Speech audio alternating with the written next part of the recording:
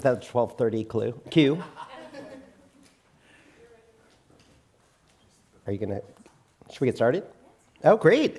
Well, good afternoon, and welcome to the first ever Housing Technology Symposium, co-hosted by HUD and the Terner Housing Innovation Labs. My name is Solomon Green, and I lead HUD's Office of Policy Development and Research. We are so excited to be joined here at the Commonwealth Club in San Francisco by dozens of leaders in housing policy and practice, including policymakers, entrepreneurs, researchers, technologists, and advocates. And we are even more excited to be joined online by over 1,000 participants that registered to stream the event live. HUD Secretary Marcia Fudge announced this event series and HUD's partnership with Terner Labs in June at the Housing Innovation Showcase on the National Mall.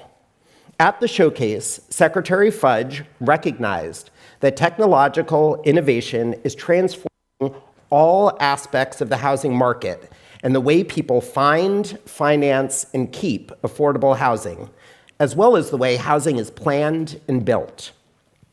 We are so excited to be partnering with Terner Labs, the sister organization of the Terner Center at UC Berkeley, to explore these dynamics and trends and what they mean for HUD and the people and communities we serve. This is the first event in the Housing Technology Symposium series, and today we'll be discussing the role that technology plays in helping renters search for and find housing that is affordable to them and meets their family's needs. But the origins of this series predate the Innovative Housing Showcase in June and can be traced back to two policy statements that are guiding approaches to solving the nation's housing affordability challenges and creating a housing marketplace and economy that works for everyone across the federal government. In May 2022, President Biden announced the Biden-Harris administration's Housing Supply Action Plan to help close the housing supply gap in 5 years.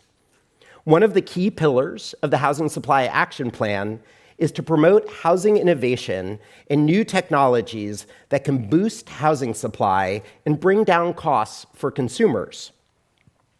And in January 2023, the White House released its Blueprint for a Renter's Bill of Rights, which announced resident-centered, evidence-based, and community-informed principles to help ensure fair and equal access to safe, quality, and affordable housing for all.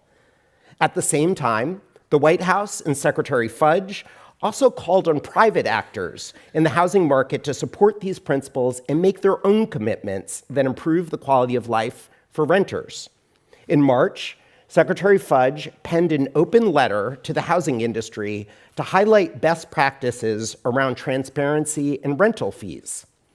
Today, we are joined in the room by 3 technology companies that heeded that call. Zillow, which launched a new tool to enable renters to find the total cost of renting an apartment during their search. Apartments.com, which created a new calculator on its platform to help renters determine the all-in price of the desired unit. And AffordableHousing.com, which will require owners on their site to disclose all refundable and non-refundable fees and charges upfront in their listings. We thank these companies for their commitments, and we look forward to identifying new opportunities to work with technology companies to improve the housing search process during the panel discussions today. Today, we are here to explore how housing technology can make the housing search fairer, more equitable, and more transparent for renters. This is not an academic or theoretical exercise, since we know that more than 44 million renter households increasingly rely on technology to search for rental units. As with every symposium in this series, we will be discussing both opportunities and challenges. How is technology making it easier for renters to find housing that meets their family's needs? And what risks does it present? Most important, this symposium will begin a conversation about how we can work together to accelerate progress on those opportunities and mitigate those risks. At HUD, We know how pressing our nation's housing affordability challenges are, but we also know that in designing and implementing solutions, we cannot do it alone. That is why we are so grateful to our partners at Terner Labs, our panelists, and all of you in the room today, as well as everyone joining online for being part of this timely and important conversation. With that, I'm going to turn it over to Cara Murray-Badal from Terner Labs to kick off the panel discussions. Thank you, Cara.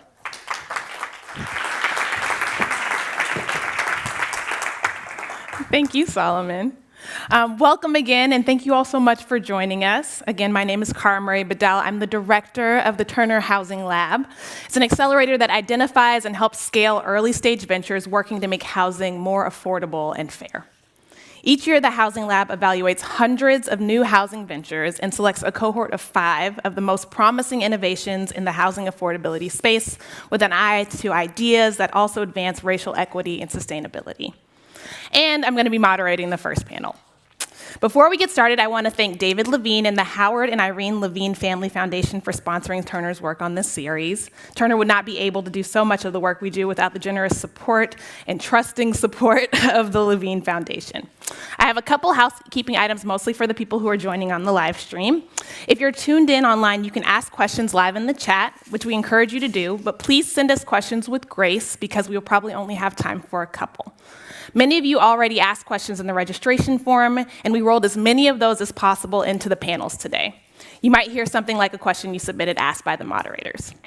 Also, everyone who is organizing this event will read the questions submitted, and we are taking those back to the ongoing work on this topic. If your question doesn't get asked, I'm asking you all to keep an open mind because I think there's a lot we can learn together anyway. Now, for everybody, there are 2 panels, and they're going to be fast, just 40 minutes each. I want you to think of them of 2 episodes of your favorite mini-series. We're going to binge them one straight into the next one. We'll roll straight from the first to the second. I know it's tempting to grab your phones and do the 30 million things you have on a task list today, but that part is different than when you're binging at home. I'm going to ask you to keep your phones away. And if you give me your full focused attention, I will trade you a really compelling, important discussion on something that affects you and your family and your community, the process of finding and accessing stable and safe rentals. The first panel, which is starting now, is on how technology affects people who need access to housing units that are directly subsidized by the government, otherwise known as capital A affordable housing. I'm going to turn you over to Christy Economy. Christy is a research associate for the Terner Center for Housing Innovation. She is awesome, and she's specifically helping to execute the center's research on people experiencing homelessness. Christy, take it away.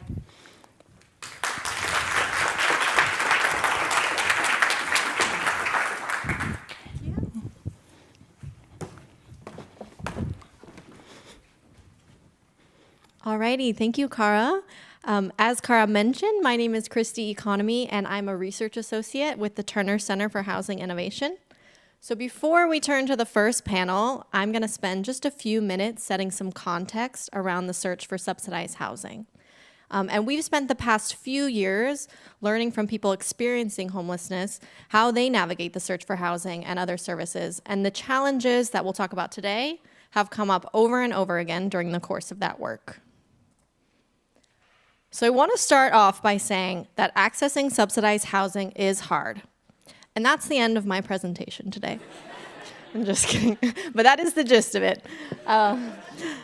There are different strategies for helping low-income households access affordable housing.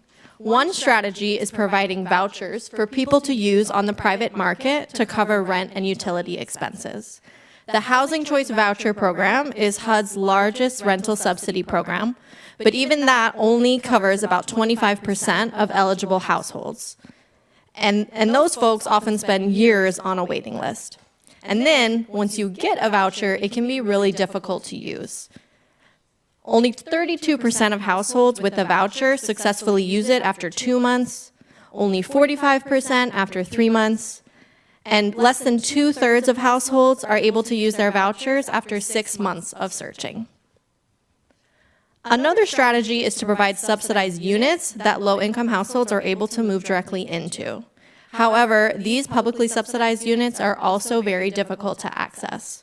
New stock, such as buildings created with low-income housing tax credits, receive way more applications than there are actual units. And existing stock, like public housing units, are almost completely occupied. When households begin the search for subsidized housing, they're likely to come up against many major barriers, and I'll highlight 3 of them here: locating units, discrimination, and administrative hurdles. So even with the support of a voucher, tight housing markets across the country with low vacancy rates make it really difficult to find a unit to rent. There's also often no centralized repository for available units, so folks have to put in multiple applications and navigate countless waiting lists. As one voucher holder remarked, "I'm on waiting list upon waiting list upon waiting lists, but at the end of the day, I'm still in a tent with Section 8. Landlords can also be hesitant to rent to people using a housing voucher. As one voucher holder commented, "A lot of people have an opinion about Section 8 vouchers and the kind of people that get them. That's where landlords are lacking in their own education." Discriminatory screening criteria can also exclude certain households from accessing subsidized units. These practices can further exacerbate racial disparities in housing access because people of color experience disproportionate rates of prior incarceration and evictions. Finally, the bureaucratic requirements needed to participate in the voucher program, like lengthy inspection processes and requirements for housing quality, can make it take longer to find an appropriate unit to rent. Households are also asked for documentation that they may not be able to easily obtain, like Social Security cards, proof of income, and previous rental history. There's a significant amount of paperwork that folks need to complete in order to secure a unit, and we heard from service providers about the challenges of getting people document ready. This is true when people first apply for housing, but then also when they need to recertify their eligibility for housing assistance every single year. Discussing these paperwork challenges, one provider commented, "What we find time and time again is that people don't complete it. They don't know how to fill it out, they're missing documentation, whatever the case may be, and they can't do it." Addressing the system fragmentation is a critical piece of solving the affordable housing crisis. People are frustrated. As one voucher holder commented, "I went through the training class, I watched the videos, everything I had to do for the Section 8 voucher, and I'm unable to use it. So it's like a waste of paper." Another person that we talked to with lived experience of homelessness described going into different buildings over and over again trying to find a unit. And when we asked him what resources could help better support him, he said, "What would be nice to have is just a couple of rooms where I can come in and speak to a person about available apartments and where they're at." So as you can tell, there is a lot of room to improve the search for subsidized housing so that we can better connect low-income households with safe, stable housing that all people deserve. So with that, I'm going to turn it over to our first panel. Thank you.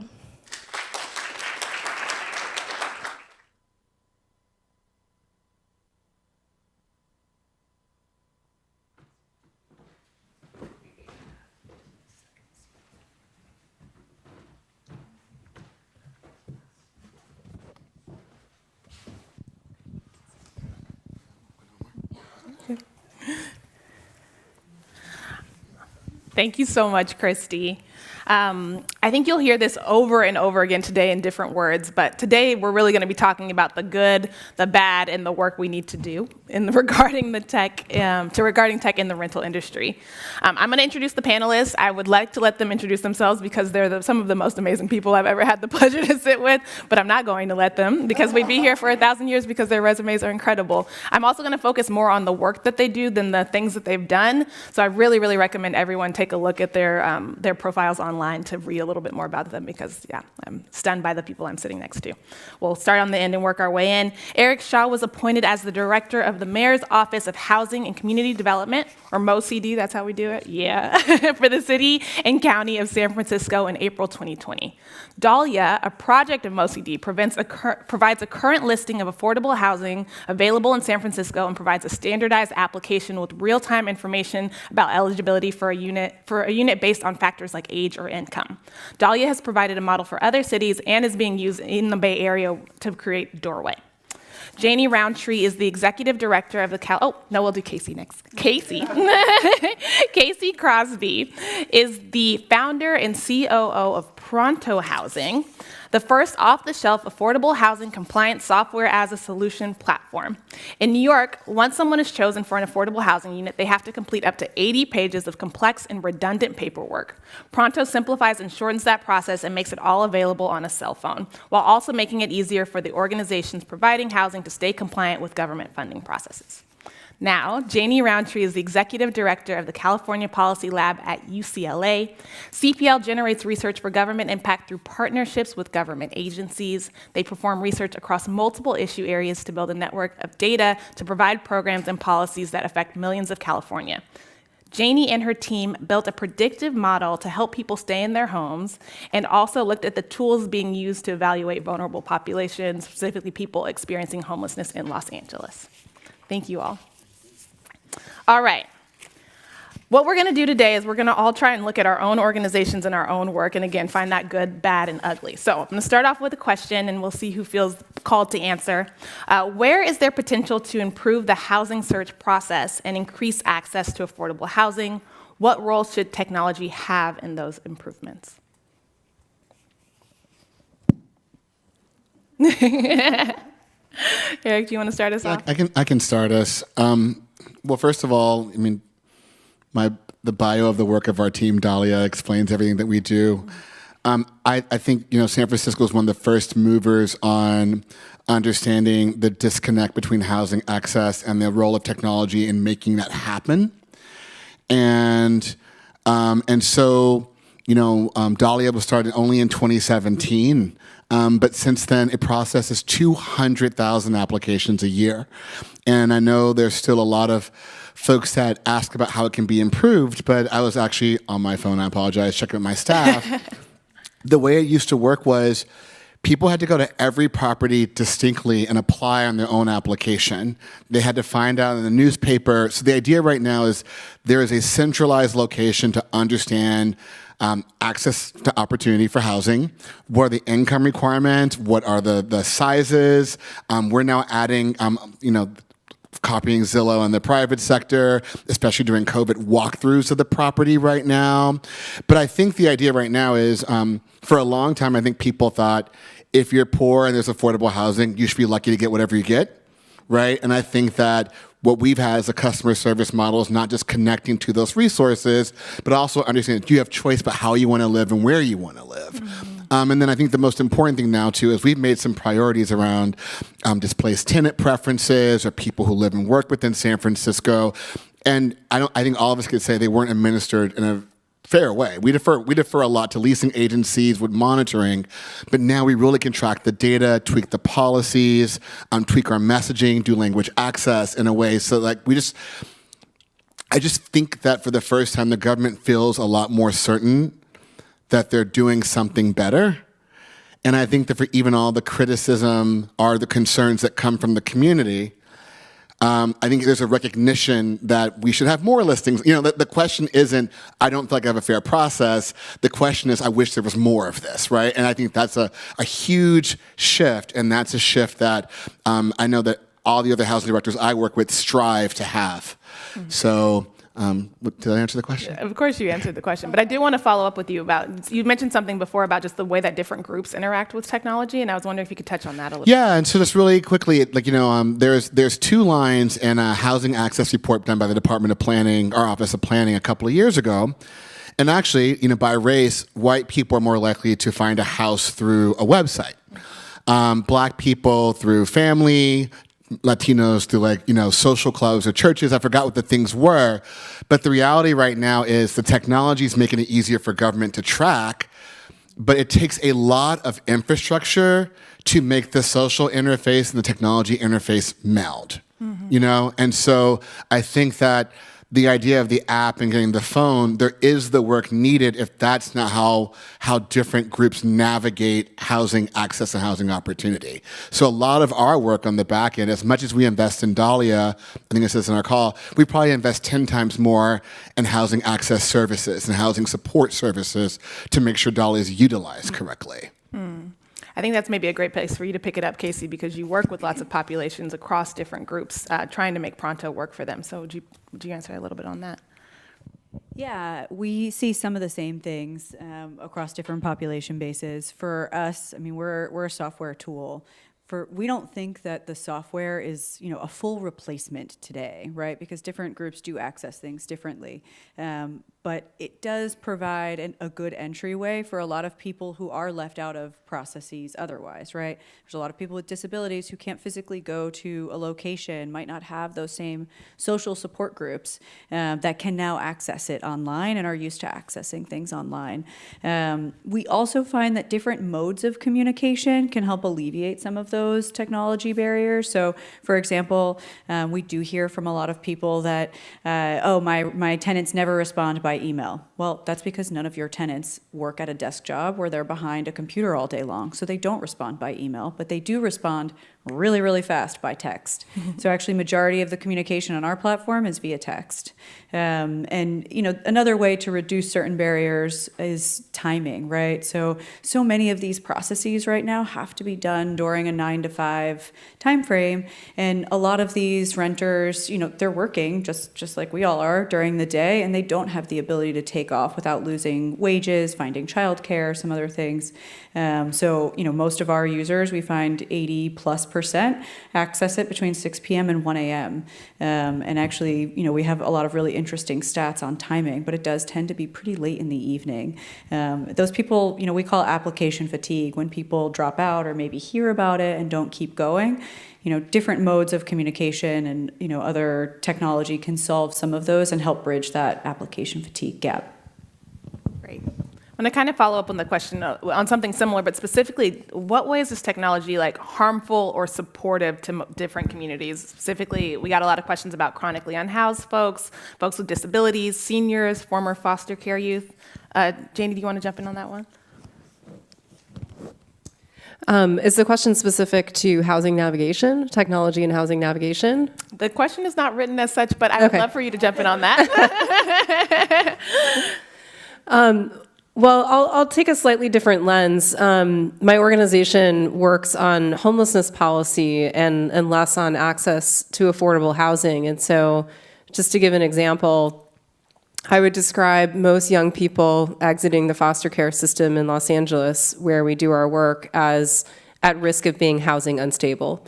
If you think about that time of life, they're exiting care, they're entering their adult life. They have to find housing just like every young person, no matter the level of support that they might have from their family or community. And these are young people with a lot of challenges and supportive needs for entering the labor market and as well as the housing market. And really what we're trying to do with technology is help the Department of Child and Family Services in Los Angeles understand, at least 2 years before that point, which young people in care might need a lot more help. So in this case, we're developing predictive models that can help Department of Child and Family Services in LA understand when a young person is 16 or 17 years old, which of them are at highest risk of using emergency shelter or interim housing when they reach the age of majority and are exiting care. And what that will help, hopefully, that department do is design more resources or more intentionality around supporting their housing search several years later. I did want to pause here because I think one theme of this conference is both, and the theme of the question is both technology as a solution, but also where it falls short. And predictive modeling is a great example, because really what our predictive models are doing are just helping the department identify a group of young people who might be at higher risk. But that predictive model doesn't provide the solution. And a lot of those young people, it won't surprise you to know, who are at highest risk, have a lot of behavioral health challenges, trauma, adverse childhood experiences. Their placements are moving around a lot. They have a lot of barriers to housing. And so what we hope our predictive modeling will shine a light on the need to invest resources in behavioral health care, intensive supportive services, and more housing models that come with services, rather than just business as usual. A lot of the housing for transition age youth assumes that they're going to go to school or work and perform well, right? So we're really missing a big gap. So the technology in some ways is useful for focusing on a really big human capital and resource investment problem that needs something other than a technology solution. But Kara, I also want to note that there's not a such thing as housing. You know what I mean? And I just want to be quite honest. I mean, like our housing placement, right? So in one of our 100% affordable housing units, 20% of placements through coordinated entry, 5% are through the HIV housing list, right? Tay would go through coordinated entry, then the rest are through Dahlia, right? We have 100% PSH that go through coordinated entry. We have the voucher system that's managed by a housing authority. And so even for the mayor, when we try to explain that guy on the street needs to use Dahlia in housing, and we go, Madam Mayor, that's actually coordinated entry. That's not this. And so there's a moment right now that we're trying to find the technology language and actual language and flows to show how this all exists. And I think that there's also a disconnect, and I really thank you for the presentation ahead of time. A lot of folks with vouchers are only interfacing with the housing authority, but they have the income to use the voucher to go through 100% affordable housing, right? So there's a moment of people know one interface, and they only go through that. And our own departments aren't like, you should actually go through Dahlia as well. You know, there's a moment in the end of we're working really hard to do that. I mean, the other challenge in the end is 100% affordable can't do below 30%, right? So we're referring someone to Dahlia, but they can't. We have 120% units, 150% units, 50%. Like things are so bifurcated even within that system that because of either finance or these spaces, we try to be as transparent as possible. But when we say we built 100 units of housing, 75 are available for everyone with preferences. But even in that, 10 are available if you're 50. You know, it's a weird moment that like someone just doesn't know that. They want to go to Zillow, know they can get it, they're considered low income, and that's it. So there's a moment right now where it lets us sort appropriately to get folks in faster. But it's really hard to articulate to the general public or someone in need of housing, I'm in 120% AMI, or I'm in senior housing. They just see something built and a ribbon cutting, and they see Dahlia say housing's accessible. Mm-hmm. And so I know even for the mayor, when she sees both the rents and the spread, how can we make this easier is always the question she has. And some of this is, well, you know, it's financing, you know what I mean? Or it is policy, but we're really working now to reconcile some of that. I see. So it's really like it's maybe missing that kind of human-centered focus where there may be a system for you, but if you don't go to the right system, you may never know that something exists, as opposed to saying, like, you're this person and here are all the menu of things that might be available. Our things are chopped up more than you think. That building's not a building. That building is unit types by AMI, financed by bonds or LIHTC or this, right? There's a moment in that instance. Well, and just to pick up and draw out, I think, a broader theme that's a challenge for technology and government in general is just the way that we procure technologies. Because really what you're describing is a large variety of funding sources or financing, each of which create an asset that has certain criteria for people to move in. And when you are layering in technology to access those things, typically in the government, the procurement and development of that technology is also tied to those funding streams, right? Which the architecture is really around how the government operates. The architecture is not how people experience their lives and their needs. And so there's a huge gap, you know, in government technology projects between the way they're actually procured and designed and the UX, the user experience or the human experience of trying to actually solve the problem. So I think that's just a sort of general theme to pay attention to and how these, starting with how the technology is even financed from day one.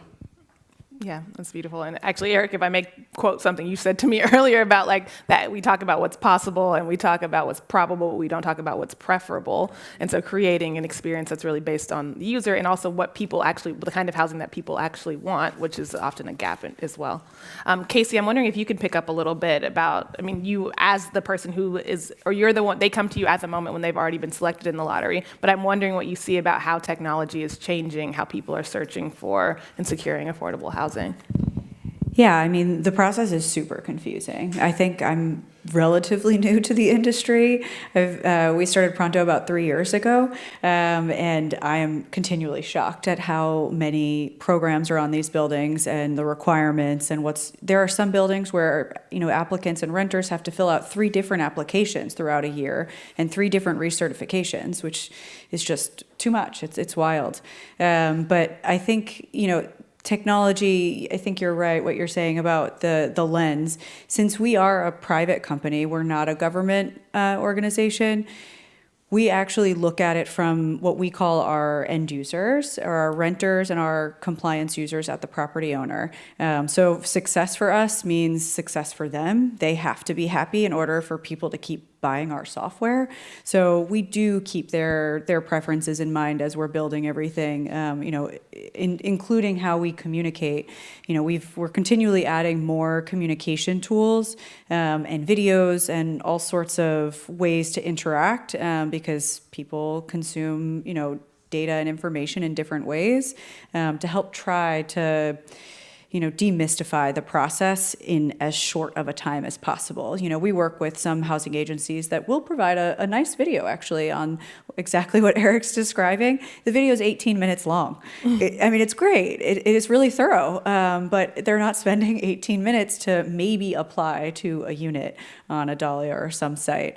So I think we're constantly getting their feedback, and we have a lot of different channels in our app to try to get that feedback. And we continue to provide it to our property owners too. And some of our property owners do work closely with agencies to help, give that feedback and try to make changes as well. Yeah, and I want to add to that because then the handoff, right? So RC does not build housing. We don't lease housing. We administer the movement of housing.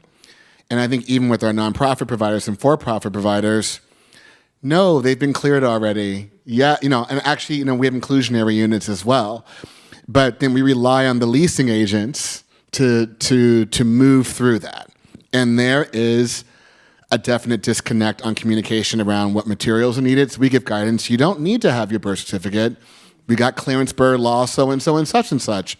And we're getting calls back. So there's a moment really weird where there is not the warm handoff.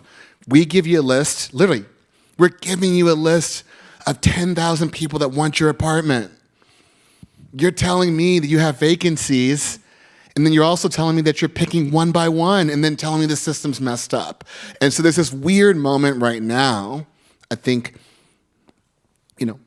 intentionally or unintentionally, where sort of the private sector bureaucracy, also built on bias, is unwilling.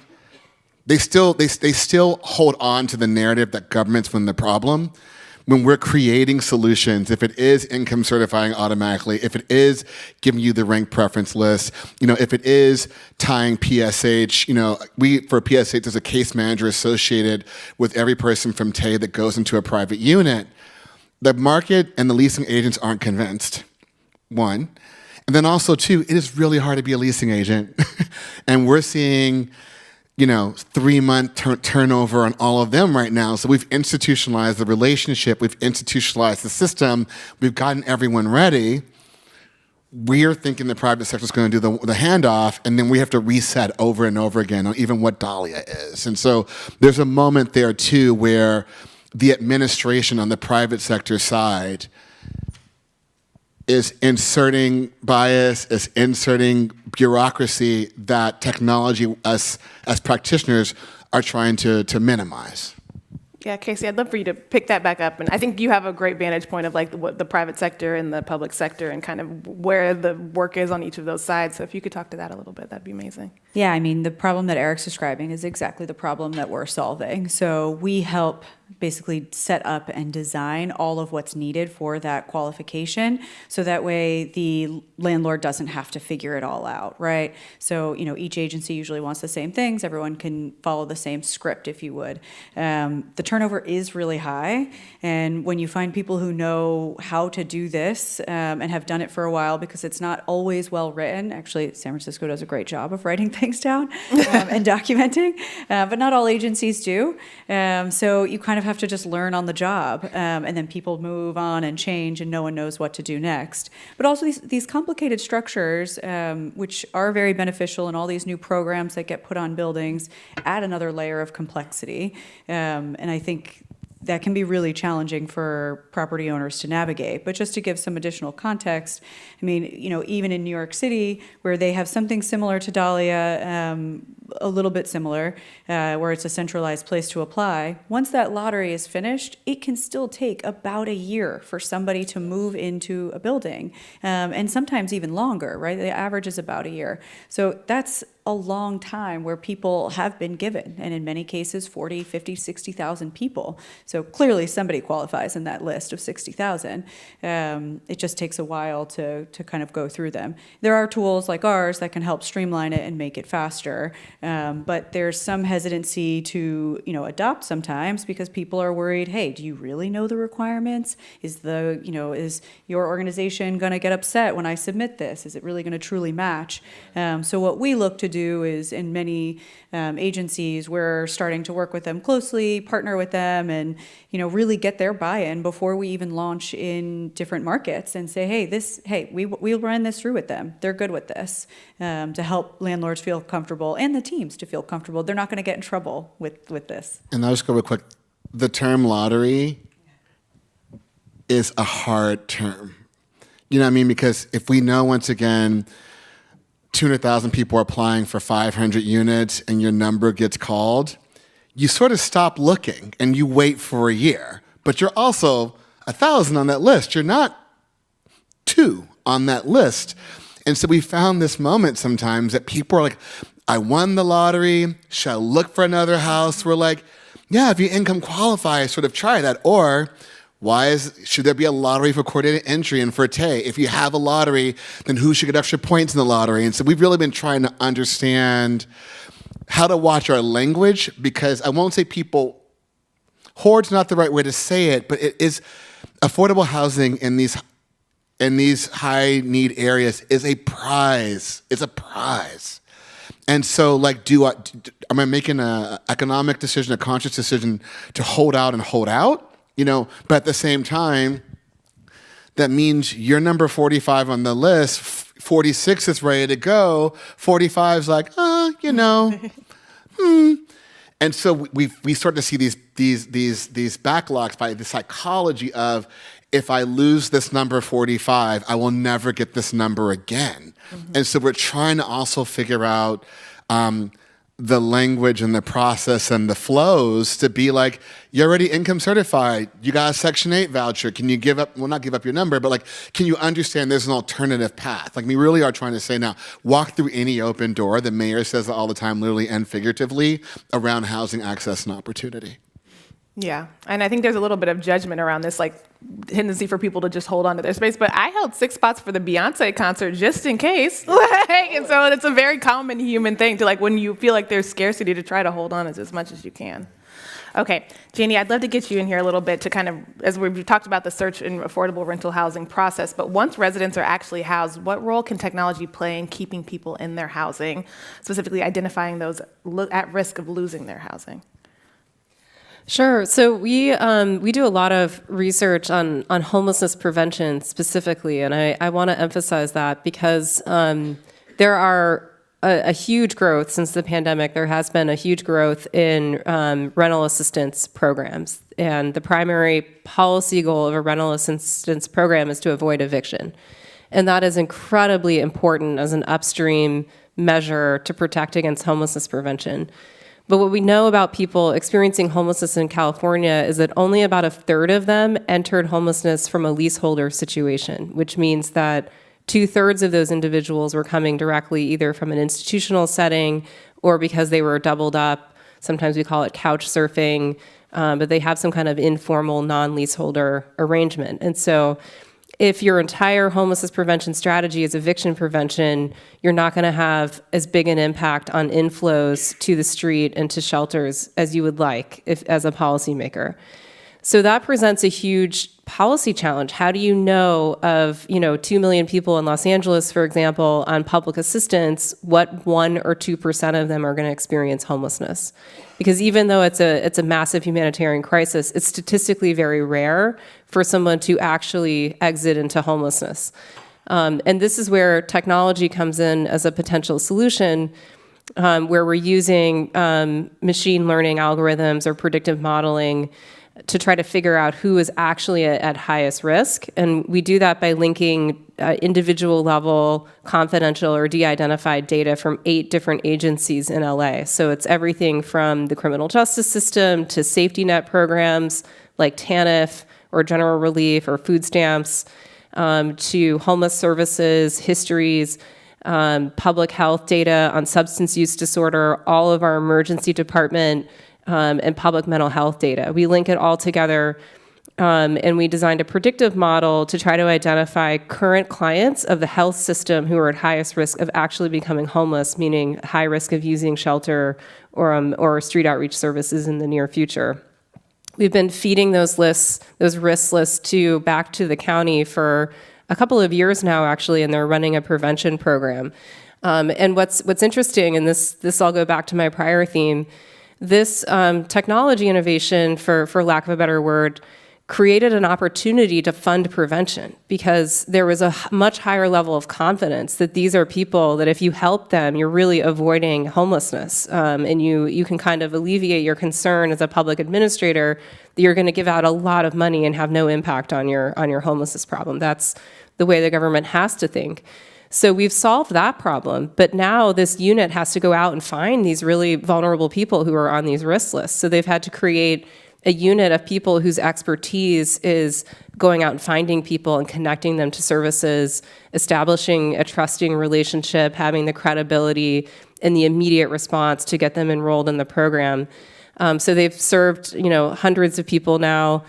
And we're doing evaluation. We won't know whether it's effective for a couple of years, but the types of people enrolling in this program are often really at the very end of their rope. They might be living in a garage space with a family who is a relative of the actual leaseholder. I mean, there's housing stability is very tenuous, and these people tend to have very complex needs. So that's one way we're trying to solve this issue of how do you know which are the highest priority groups to give public assistance to try to avoid that particular outcome.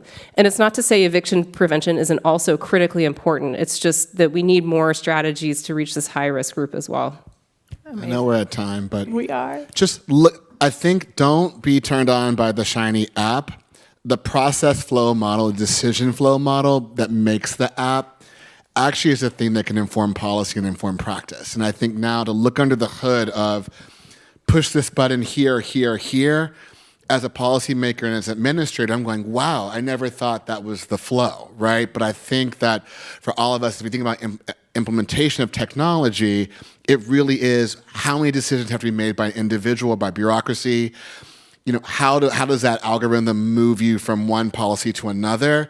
And I think how do we smooth that to make that a smaller line versus a decision tree of a billion choices? I think that's a space where we can look at technology as a way of doing this. Amazing. Thank you for that. Thank you so much to our panelists. I think if there's any theme here, it's really about that technology works the best when it's an extension of a human-centered process and it works well for the people who are in the system, not the other way around. So thank you all so much for bringing that to the fore. I'm going to excuse you all. Thank you so much. And I'm going to welcome up now Shazia Munji to take us into our second panel, which is focused on market rate housing. Shazia, as you may have also guessed, is amazing. And so I will let her give us this presentation and tell you a little bit about her work as well. Thank you.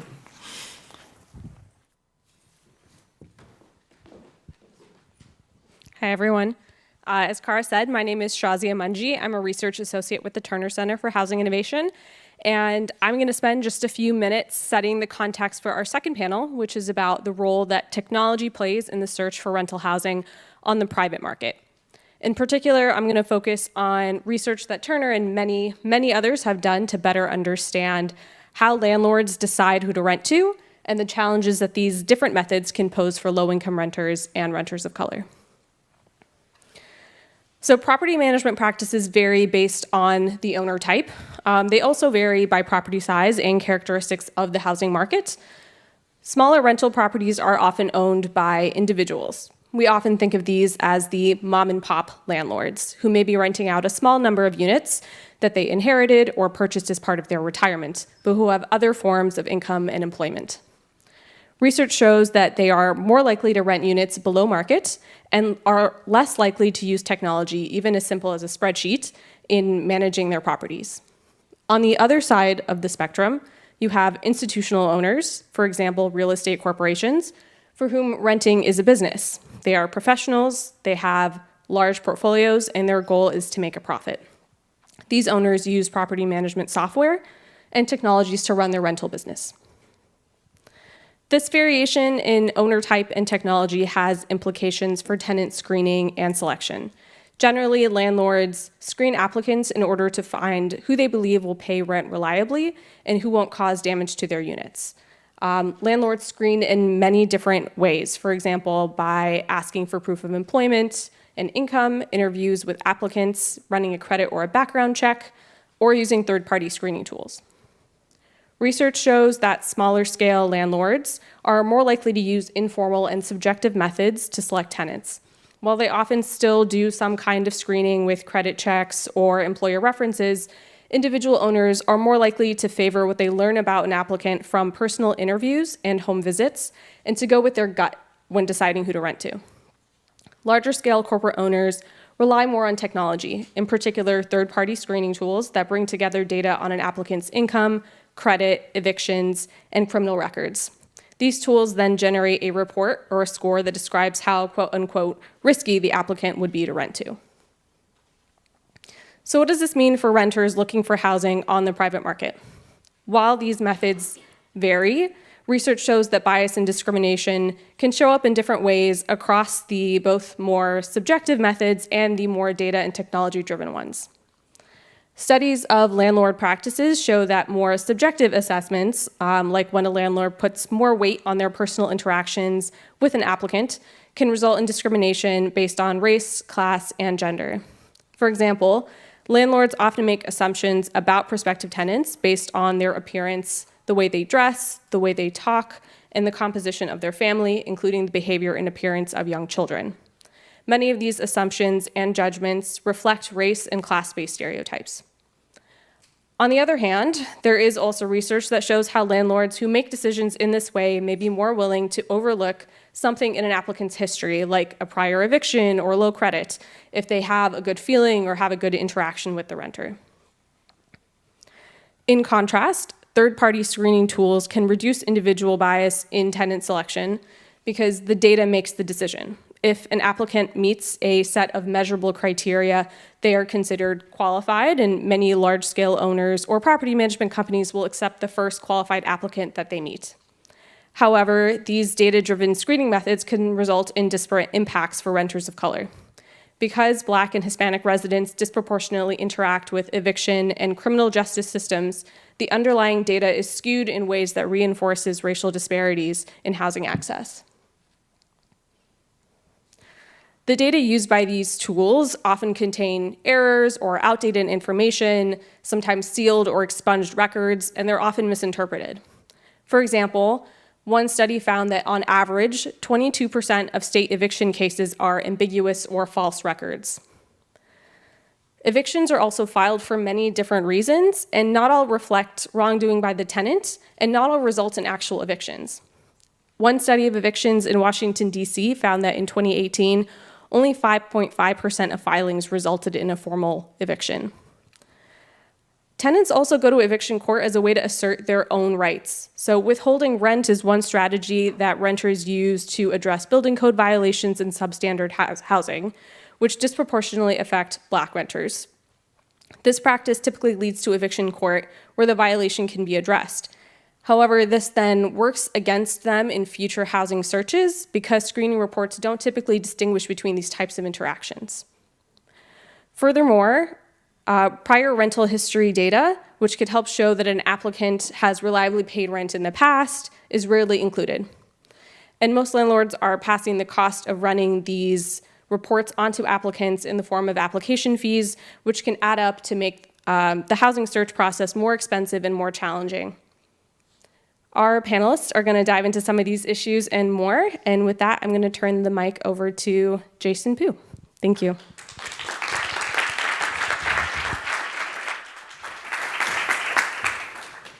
Great. Thank you, Shazia.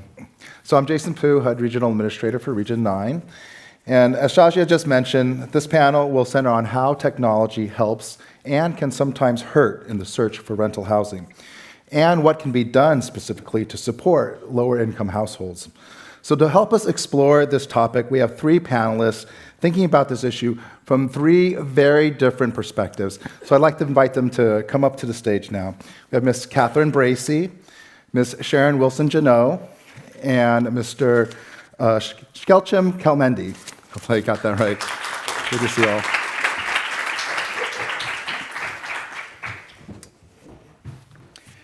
Thank you for joining us this afternoon. Thank you. So, as the previous panel just mentioned, and as our presentation just alluded to, there are definitely both pros and cons in terms of the use of technology in the search for rental housing. So I'd just like to hear from each of you what your perspective is on what does the rental housing search look like for most people? How do you think people really engage with the technology? We'll start at the end with Ms. Bracey.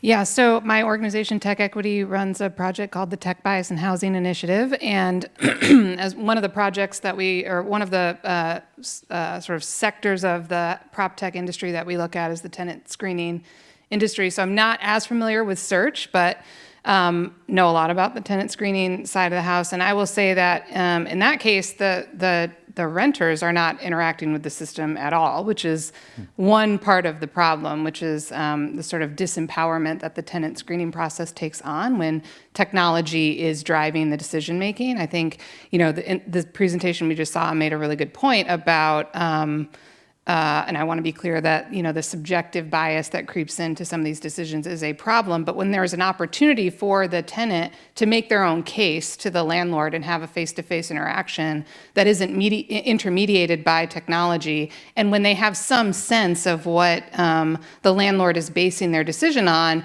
they're better positioned to sort of make a case for themselves instead of just being judged on a score that is not transparent at all. They're not given a report that says what drove that decision, and many times they don't even see the score. It's just delivered to the landlord.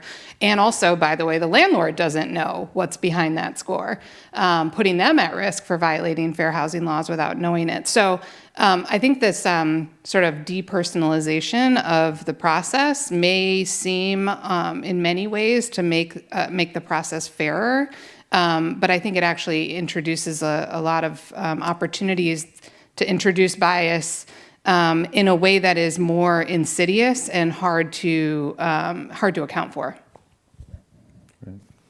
Hi. So our organization is a national organization that works with housing providers, owners, and developers and managers. But we also have had a long history of working with the prop tech industry as it's developed over the last 20-something years. So it's been interesting to see that interplay between the technology companies as they've grown and the technology has gotten better. And the interplay between owners, managers, and developers as to how they want that technology to work. And again, we're still in the phase of developing many of these tools. Many companies use those tools differently, but in the end, it's still on the owner, manager, developer to create that human intervention in that system. So it's not the data systems are typically used as one piece of information, but not necessarily the final piece of information. Most systems have become increasingly transparent, which is good, and but there's still a lot of work to be done in this space. There are a number of companies right now that are playing around with a number of really interesting technology tools. One, and you saw a little bit of it in the earlier presentation, ensuring that there's positive rent reporting. Many of our members are very interested in that, have invested in companies, have put venture capital into companies that are developing those systems. The idea of using a common application, so there's a common idea of general information that people are using. That's another important tool. And another innovation that's increasingly becoming used by other managers and operators and developers is this idea of effectively a rental insurance plan or flexible payment plans, where people are coming in and saying, okay, maybe I'm an Uber driver and I really can't necessarily pay that rent up front once a month, and maybe my rental history shows that I've had difficulty doing that, but a company will step in the middle of that and allow and insure over that flexibility to pay weekly or bi-weekly or in other increments, which makes the process more accessible to more people. Interesting.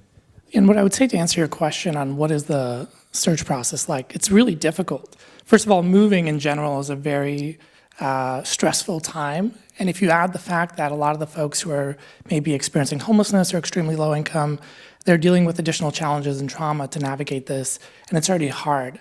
I think especially then when we look at some of the major cities where it's a very tight rental market and the market is moving so quickly, it is one of those things that if you are not fast to move, if you don't have access to real-time data and information, the market is going to leave you behind.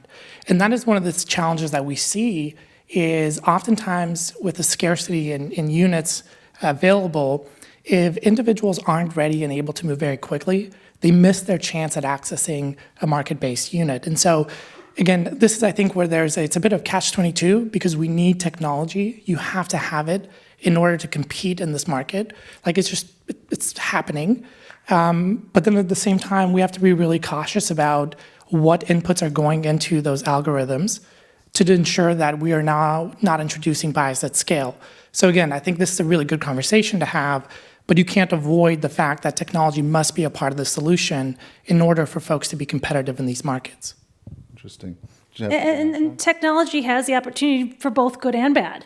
It has the opportunity to start with, all it's doing is reflecting systems that are already out there that are human-driven. So it can either A, build those systems and continue to institutionalize them, or more exciting from my perspective is it has the opportunity for us to look at those systems, look at the data, and start removing those biases from the system. And there's great research in other industries, in the mortgage lending industry, in the employment industry, that shows that over time, with work, with human intervention, with testing and thoughtfulness, you can even remove biases.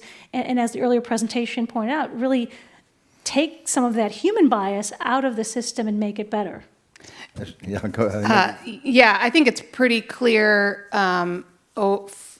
based on what now, 25 years, let's call it, of the social web, big data, the rise of the tech industry, the venture-backed tech industry, that we aren't going to get to this place where the good outweighs the bad without a lot of work on our part and intentionality and government intervention. So, I mean, I think getting to that place really requires, first and foremost, transparency, which, in my experience, companies are not really willing to do on their own.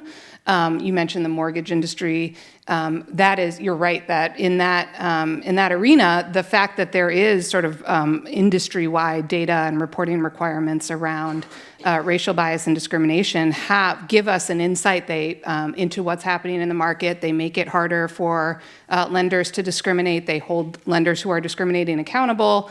They give advocates tools. None of that data exists in the rental market, which I think is a place we should start. And asking that question: why is it that we have so much data about homeownership and mortgage lending, where we have almost none about, at least at a granular level, that is publicly available about the rental market? And starting from that place, you really start to understand the inequality that is embedded in the rental market, which is a growing share of the population. So we're building a technology sector, the prop tech sector, on that platform. In order to get to a place where we can be thoughtful about this, we need to start sort of asking some of those questions. And also, to the point about venture capital incentivizes companies to be thoughtless in their approach. And so we also need to be investigating how we can find other sources of capital for companies that can incentivize them to be thoughtful, take a slower approach, be more willing to be open and transparent in order to get to some of the outcomes that we'd like to see. It's Very interesting. Yeah, I super agree. That thoughtfulness in the process is really key. You also touched upon a couple of issues such as transparency and accountability, and to me, coming from the federal government, it also triggers then the question of what kinds of regulations can or should the government put in place in this space in order to to encourage all of those things, thoughtfulness. Not to stifle innovation, but then to make sure that there is some transparency and accountability there. And to a certain extent, this touches upon the entire AI debate. If you had, one recommendation or a couple recommendations in terms of regulations that would help guide this process as we move forward, because there are both great opportunities, but also great challenges and potential pitfalls. Why don't you go ahead, Sharon, and start? Yeah, no, I think you raise a really good point. And this still is, we've been in the prop tech space for a while, but it is still evolving, and AI is going to take it to a very different level. Unlike perhaps in the mortgage industry, the Fair Housing Act does provide a pretty robust enforcement mechanism, both through the Department of Justice, and through private right of action. So there is opportunity to enforce, and it has been enforced for the 50-plus years that it's been in place. I think moving forward, you have also, as the prop tech industry and its intersection with the rental housing industry continues to develop, you have sets of standards and safe harbor standards that are through the National Institute of Standards and Technology and other standard-setting bodies that are looking at what should those safe harbors be, to your point, in terms of transparency, in terms of corporate governance, in terms of human intervention. We're going to be, particularly given the owners and operators are already incentivized, given the pretty robust enforcement of the Fair Housing Act, to ensure that they are not creating legal liability for themselves through those things. So it behooves them to follow a set of safe harbor standards that would that create those three things: the transparency, the human intervention, and the corporate governance. We are going to be in human intervention in any AI and machine learning type models in rental housing for a very long time, given the robustness of those enforcement mechanisms. I mean, I would just say pass a national source of income protection, and that could be a good start. I think that would address a lot of issues. I think the space is actually super young as far as we think about technology in the space. A lot of the challenges we're still trying to solve are really around taking manual processes and just automating them. Like, I think we have so much to go when we think about technology in the space. We talked a little bit about using algorithms and predictive modeling, but I think we're still so far away from that. And one of the biggest things that we can start doing as we think about, as a government, as local jurisdictions, is really addressing the issue of fragmentation in our various data systems. When we don't even know the water that we're swimming in, it's really difficult to build products and solutions to get real meaningful change. And so I would really go to the basics of saying, instead of even thinking about all these flashy things and talking about AI, let's start with the basics of just ensuring that we have a common understanding of the data, the infrastructure, and making sure that we're speaking the same language across the various jurisdictions and systems, so that we can actually acquire and be able to achieve some efficiency in our work. And then I think, again, folks that have much more experience from a legal and from protections around technology, I would say they can answer that question. But there's just some basic things we need to do. And it's not the sexy conversation, but it's where we need to start if we ever want to get to that place where the technology and the work that we're doing is truly equitable. Yeah, I totally agree on the infrastructure and the data piece. I think to your point about enforcing the fair housing laws, those are very difficult for people to sort of enforce on their own, to bring a private right of action. They're even harder to bring against a technology, an algorithm that oftentimes the company that is building it doesn't even know what's going into the decision-making process. And so it becomes impossible in that scenario for a tenant who may have been discriminated against to to understand whether they were discriminated against and bring a compelling case without knowing what the algorithm is doing. And so I think one thing government could do is really force the companies to be much more transparent about what the inputs to the algorithms and how the algorithms are making the decisions that they're making. I think that's been a cornerstone of a lot of the policy recommendations that we've seen around AI in general, not just in the housing space. And it's important to recognize that AI is not just generative AI. It's not a future state. There are artificial intelligence tools that are making decisions about our lives all the time right now that aren't getting nearly the attention that like ChatGPT is getting. So, I mean, I think that's a really easy one. Another thing, there's a ton of things that companies can do voluntarily that don't really require government to force it on them. One is just auditing their algorithms, taking the time to really see whether the results that they are, the outcomes of the decision-making tools that they're providing are having disparate incomes.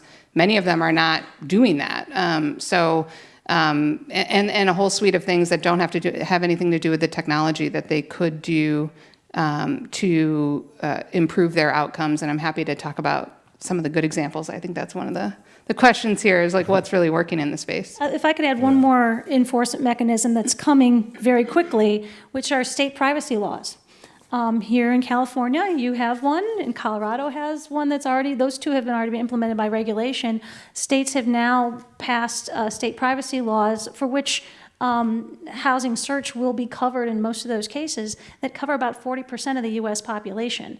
So now you're going to have both Fair Housing Act, which is very specifically around the housing search, but you're going to have these broader state privacy laws that owners and operators are going to have to be sure that their use of technology is appropriate. And I think it's also important, too, that there's two parts of this. It's standard setting for those companies that are developing these technology products, so they are transparent. They do audit them. And if you sit across the table from a software developer in these companies, they're very interested in being sure that they're pulling as much bias out of it as they can, and what are the things that they should really be focusing on. And you have standards for how they're used. It's sort of like the movement under consumer product safety in the 70s. People are manufacturing products, and they come with the manufacturer's directions on how to use the product. You need both things. Interesting. Well, it seems like even among, different perspectives and viewpoints from within the industry, though, there's at least a recognition that there is implicit bias in the system, and that kind of a bias can then be part of the basis then of these sort of, the search tools that are then used. So I'm just curious to ask each of you then, how can you then, I think maybe mostly for you, Sharon, how can you correct for implicit or unconscious bias? Well, I think you have to start with the idea is there is human bias. And to the extent technology is reflecting what is in the human space, can technology do it better? I think that's really the question we should be asking, not is technology biased, but can technology do it better than human beings can do it? And so that's really, I think, the hope that with some work, with continued transparency, with continued thoughts around corporate governance and testing those models and being sure that they are, in fact, pulling out as much of that bias as possible, that they can, in fact, someday be better than a human being. But until that time happens, there needs to be a lot of human intervention in looking at that information. I'll give you one example, though, of how we're trying to marry the technology and the human aspect. So one of the things, we discussed earlier was around the barriers that folks have to finding housing. And the first one was finding a unit. The second one was around the discrimination. And so one of the things we're trying to do, for example, at Housing Connector, the organization I'm with, is try to do an end-to-end centralized system for folks that are in the process of finding housing, going through the application, and then the support they need post-move-in to stay stably housed. And one of the ways we address the discrimination piece is we as an organization go ahead and pre-negotiate screening criteria with developers and property owners and managers so that we can lower the barriers that are usually there to give more folks a chance to access to housing. And then we lock those lower barriers. And then when somebody goes into our platform, which we partner with Zillow to develop, they're now able to search for units that not only match their preferences, but have also waived those barriers that they have. And the idea there is that by pre-negotiating that, we actually now take those levers that are often utilized to discriminate against someone off the table, and somebody's matched with units that they already guaranteed to be approved in. Now, it doesn't address that issue that you talked about earlier, because as you think about scale, one of the things you lose when you go to scale is you lose the intimacy and the one-off situations. And so what we don't solve for is that fact that somebody can go and then share a little bit about their circumstances to hopefully overturn potential denial. But to me, the trade-off is we hear so many times where, for example, again, those 40% of folks that can't find a unit with a voucher after 6 months, where they're going and getting denied over and over again and having to share their stories, their struggles to prove that they're good enough for this unit and relive whatever trauma it is. And for us, that's not worth it. People should not have to do that just to be approved for a unit. And one way, again, we're trying to solve that is by us going ahead and negotiating that so that that individual doesn't have to go through that process over and over just to prove that they are worthy of a home. Nice.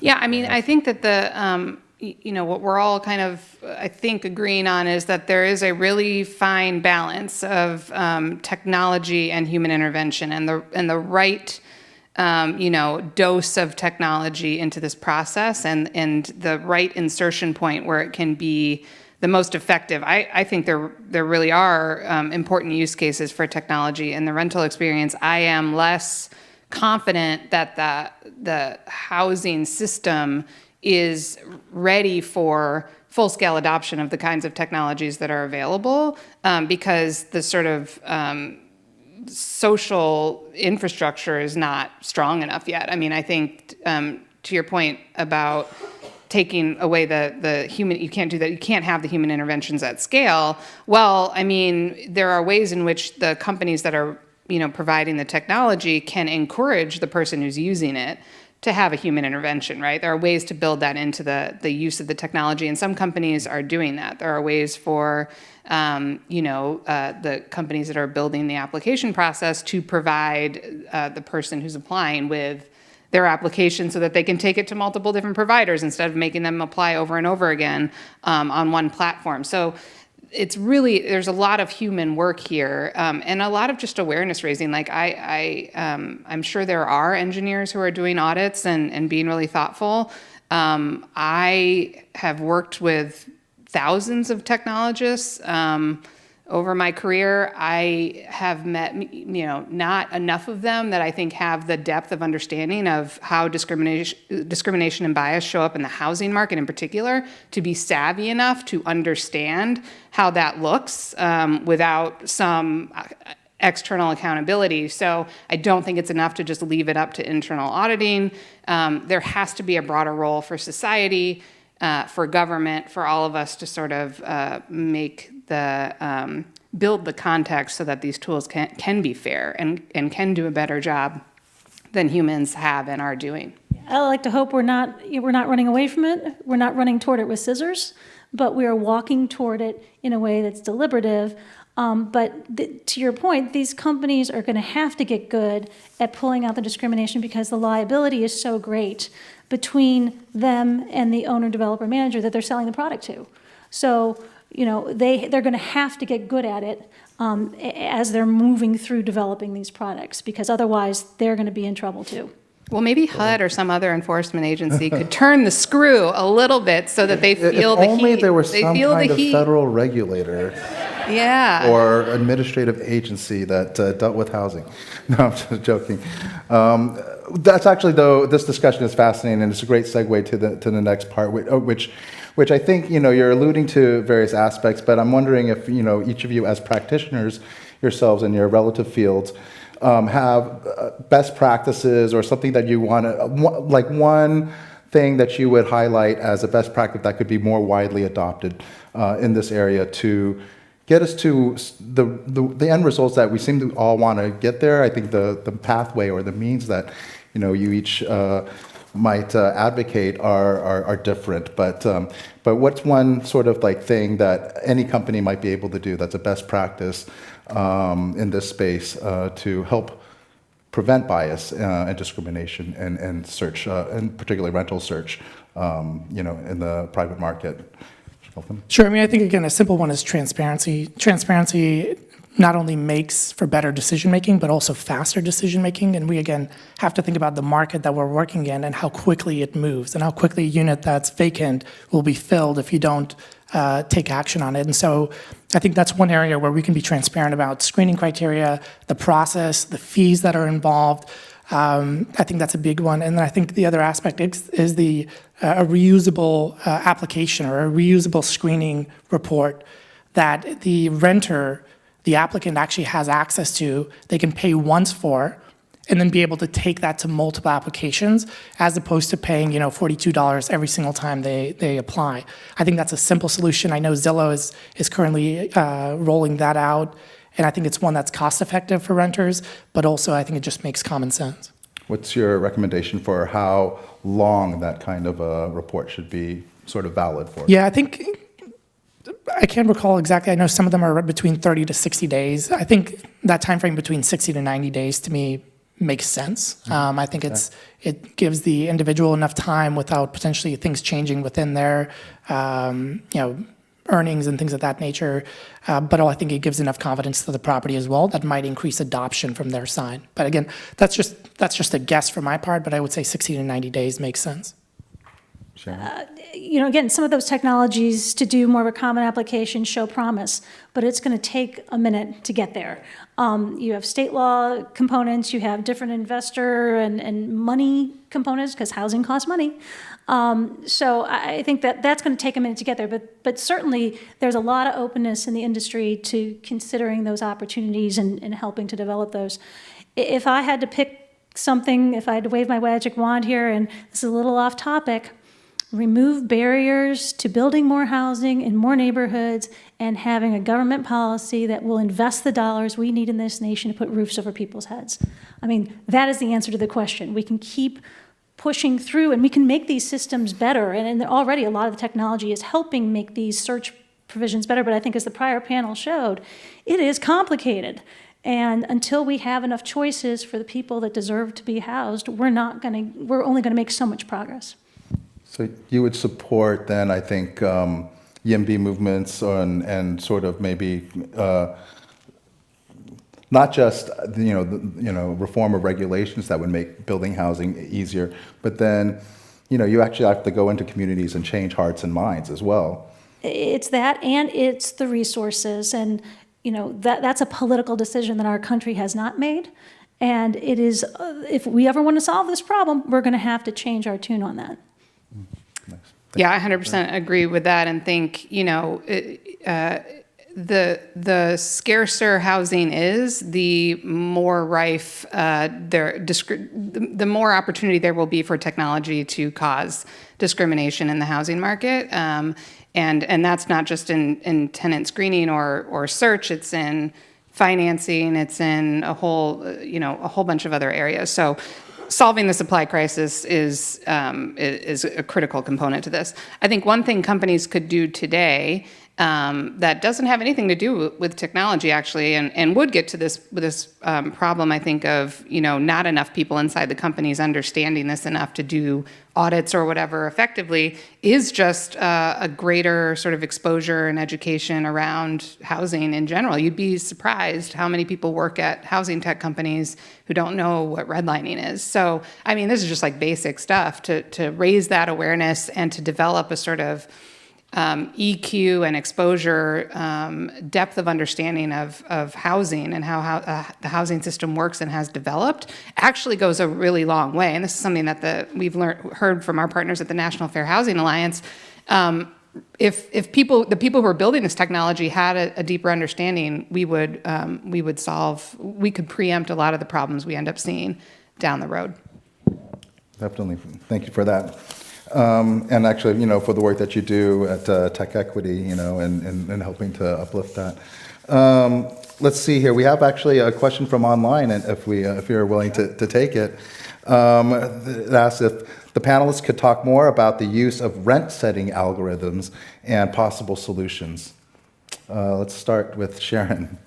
Sure. And this goes to different algorithmic programs that have been used, and they've been used in other industries for 40 or 50 years around getting market data and using that market data to set rents, because rents are typically driven by market, both affordable rents as well as market rate rents, because we use a fair market rent calculation when we can all talk about whether we think it's perfect or not, to set rents and costs in the affordable space as well. Those types of programs have been around for a very long time. They will continue to be used in industries across the board, and using them in the rental housing industry continues to make sense. HUD effectively does something very similar when it sets the fair market rents. The question, I think, on the table in some corners is whether these are done in a way that is non-collusive or problematic, and that remains to be seen as regulators look at that.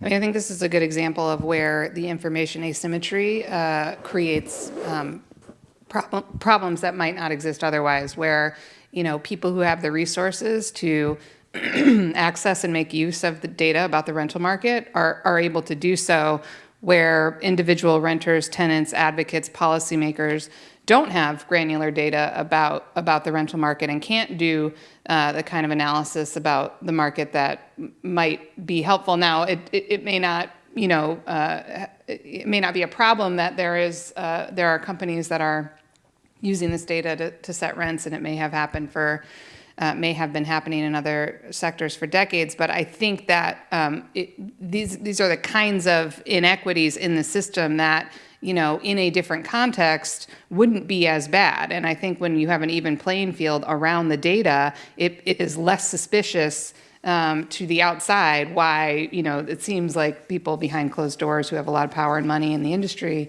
would be using this data to potentially hurt renters. So I think we should just all have access to data about the rental market, about what's happening on the ground, the same access that corporate landlords have. And, if they use that data to set rents and that's where the market ends up, that's where the market ends up. But there's no reason for us all not to have access to that information. And I think some of that data has become increasingly democratized through the Zillows, through the apartment.coms, through other companies. Zillow, will you give us all the data you have about the rental market for free, publicly available? But there has been some democratization because people have access to comparative shopping and their ability to compare shop in different markets and different neighborhoods in different ways in a more granular way. So there is, I think, increasingly democratization there. Interesting. Skelton? No, I mean, I don't really have anything to add on that other than the fact that the way I see it is the system and the society we live in is market-based, and oftentimes that is what's driving these prices. And you see the scarcity directly lead to higher rental prices, which unfortunately then leads to increases in homelessness as well.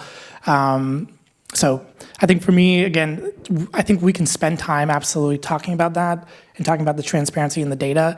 And the reality of the fact is that is how these decisions are being made by businesses.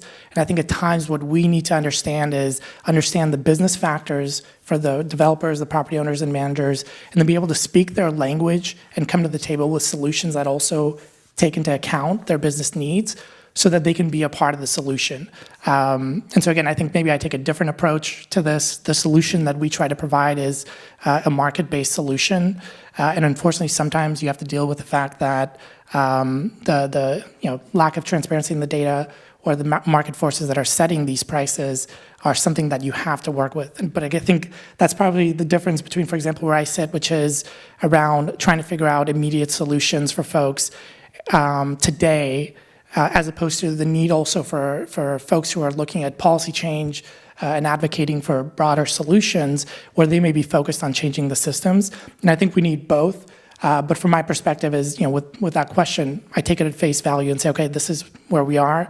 Now, how do we help somebody that needs a home today navigate this market and get a roof over their head? Interesting. So we only have 1 minute left, and I just wanted to thank all of you for being here on this panel, and also to add too, on that point, we recently at HUD used both public sector data and private sector data to set those fair market rents, FMRs. And in fact, one of the primary people responsible for that is in the room here and Pete Solomon Green as he's running out the door. The hardest job at HUD, without a doubt. But, I think it's fantastic how, the agency is also embracing this kind of innovation and trying to find that right balance. I think you're talking about trying to find that balance between being driven by the private sector, but then also wanting to, balance it with our public sector, goals and needs. So please give our speakers here a round of applause. That's Sharon Wilson-Janot from the National Multifamily Housing Council, Catherine Bracey from the Tech Equity Collaborative, and Skelchum Kelmendi from the Housing Connector, national B2B organization that increases access for housing for individuals in need. So thank you all very much.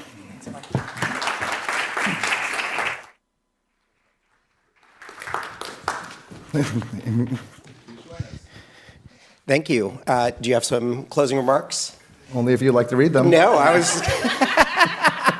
Go ahead, Jason. We're just going to say a few quick thank yous after you. Yeah, so I just wanted to thank everybody for joining us for this very first event in the Housing Technology Symposium, the Search for Affordable Rental Housing. We're honored that you've all decided to spend part of your Mondays here with us today.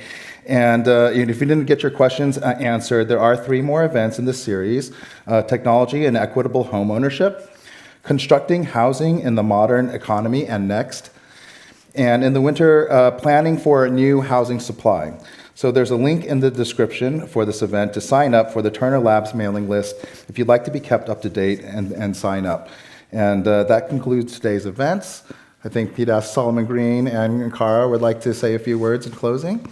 Yeah, I just wanted to thank again our panelists and everyone who joined us online, everyone who is here in the room. We look forward to continuing the conversation with those of you who have joined us in person this afternoon and continuing the conversation with everyone who joined online in future sessions. One of the things I took away from this conversation which was focused on how technology is used in the search for rental housing, but touched on biases and issues in access to home ownership and a root cause of fundamentally the lack of supply, particularly of affordable housing. Well, you all are in luck because in future sessions, we are going to be looking at the role that technology plays in the home ownership market, as well as in planning for and building affordable housing to address some of those root causes. So while we didn't intend it, this was such an incredible kickoff to what will be a series pointing out the interconnections between the connected challenges as well as the connected opportunities. And we hope you also will join us for those future conversations so we can find robust and lasting solutions. With that, I will turn it over to Cara to say a few last words. Thank you so much, Solomon. Okay, we're going to close the live stream after. I just one more time thank the panelists. I would be remiss if I didn't say Pronto and Housing Connector are both Housing Lab companies. So if you are a company that's looking to expand and grow in the housing affordability market, let us know. But otherwise, thank you all so much for joining on the live stream. Now, for the people who are sitting in this room, I got some things. We're going to give you a break in a moment, but not yet. But I'm going to give you all of the directions for what's going to happen after the break so that way it's not confusing. So, yeah, we did it. Thank you all for making it through with us.